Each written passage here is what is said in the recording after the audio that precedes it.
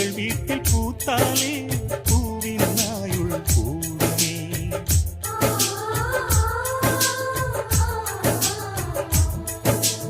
இரண்டு கண்கள் என்றாலும் பார்வை என்றும் ஒன்றுதான்.